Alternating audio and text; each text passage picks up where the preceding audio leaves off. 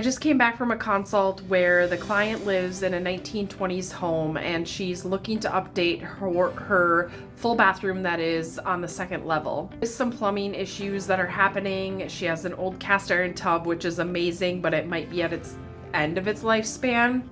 And we discussed, should the tub be replaced? Should we switch it with a shower?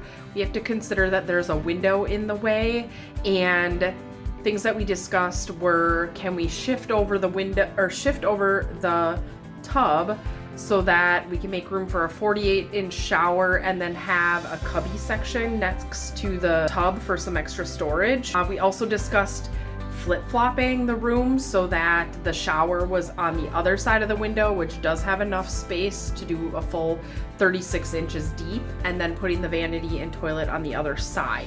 So we have lots of different layout scenarios.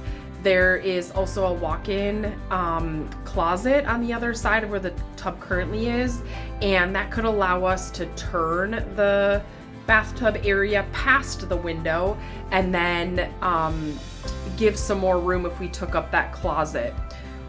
We also were thinking about maybe it makes sense for that closet bedroom, or the bedroom that closet belongs to become the master, and then give kind of a pass-through or two-way entrance into the bathroom and still put some extra storage in kind of the angled space of the closet.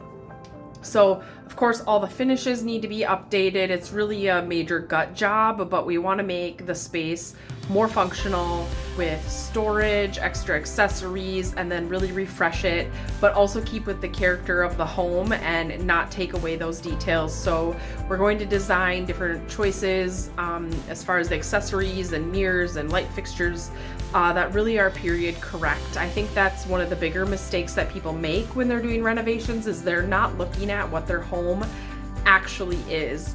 You know, don't make that 1970s ranch style home a farmhouse. That doesn't belong.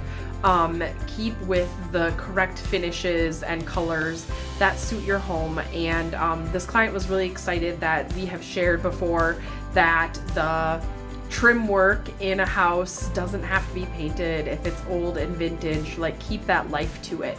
So we are going to develop a mood board and design for this client, giving her some budgetary pricing, and then she can decide how she'd like to move forward with her renovation.